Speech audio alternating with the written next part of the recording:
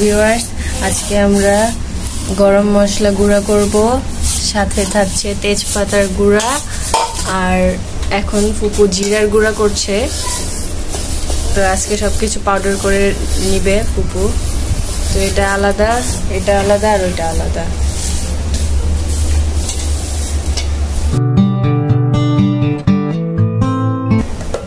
তো ফার্স্টে ফুপু জিরাটা গুঁড়া করে নিচ্ছে, তারপর তেজপাতা করবে। আমাদের তো ঈদের সময় যে গরম মশলার পাউডার বানিয়েছিলাম, তো আপনাদের তো দেখিয়েছি। তো ওই যে করা হয়েছে 2 মাস হয়ে গেছে, আর গরম মশলার পাউডার বানানো হয়নি। তো আজকে আবার পাউডার করতেছি। আমাদের জিরার পাউডার হয়ে গিয়েছে, তো ফুপু এখন তুলে রাখতেছে।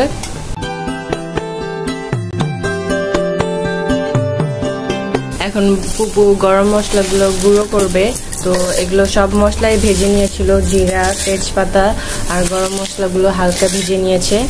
তো সাউন্ড শুনে তো বুঝতেছিনি কত ভাজা হয়েছে, মানে ডিপ করে ভাজে নাই, মচমচা করে আর কি ভাজছে।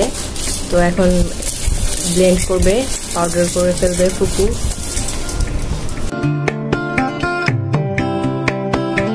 দেখুন আমাদের গরম মশলাগুলো হয়ে গিয়েছে পাউডার।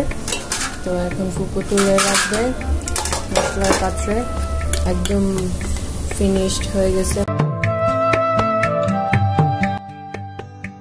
ভিউয়ার্স দেখুন তেজপাতাগুলো কত ভালোভাবে ভাজা হয়েছে, মানে মচমচা করে ভেজেছে ফুপু।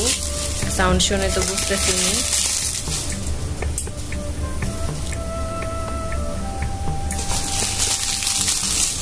তো এগুলো হচ্ছে আমরা রান্না করার পর বেছে খুঁজে যে ছোট ছোট তেজপাতাগুলো থাকে, ওগুলো তো আর ইউজ করা হয় না, ওগুলো আমরা ফেলে দেই। তো আমরা এগুলো ফেলে না দিয়ে এগুলো কাজে খাটাতে পারি। তো আমরা এই তেজপাতাগুলো ভেজে তারপর ব্লেন্ড করে রাখবো, পরে যে কোনো তরকারিতে ইউজ করা যাবে।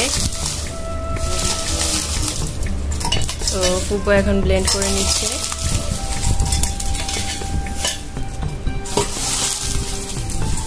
অনেক কিছুতেই তো তেজপাতার গুঁড়াটা লাগে।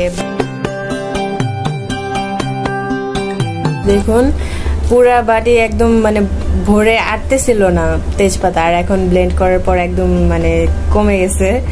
তো এত ভালো ফ্লেভার বের হয়েছে, মানে বলার বাহিরে, অনেক সুন্দর একটা স্মেল বের হয়েছে।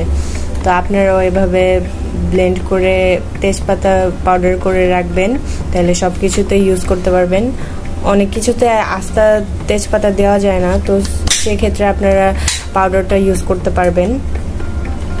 আমাদের তেজপাতার পাউডার হয়ে গিয়েছে, তো আমরা এখন তুলে নিচ্ছি বয়মে।